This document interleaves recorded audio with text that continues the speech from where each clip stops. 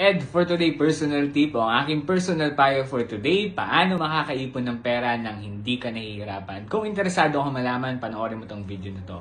Kung nakikita mo tong hawak ko, isa itong recycled na alkansyano. Actually, naiwan ito ng dati kong kawork sa office, no? So, inuwi ko na lang para magamit natin, no? So, gagamitin natin ito para makapag-ipon tayo ng 10 pesos kada araw. Kapag may ipon ka ng 10 piso simula January 1 hanggang December 31, 2024, sigurado ako, pagdating ng January 1, 2025, meron kang 3,660 pesos. Dahil meron tayong leap year ngayon, leap year ngayon, no? So, 366 times 10 pesos, ayan, mahigit 3,000 kang ipon, no? Again, kagaya na lagi kong sinasabi, kapag nag-ipon ka, kailangan magsimula ka sa small amount hanggang sa magkaroon ka ng disiplina, hanggang sa maging habit mo ito. Lamang ka dun sa mga taong walang ipon, naubos lahat ng pera nila, no? During the holidays, kung ikaw ay nakapagtabi ka ng 10 piso lang, maliit na amount lang yan, no? Kada araw, no? Tsinaga mo yan, sigurado ako lamang na lamang ka pagdating ng January 1, 2025. Masayang masaya yung New Year mo. Kaya kung nagustuhan mo itong video na to at sa tingin mo makakatulong sa'yo, baka pwedeng pakilike and share. Pwede mo rin palang i-like and follow yung FB page ko na Ed for Today. Pwede mo akong i-follow sa TikTok.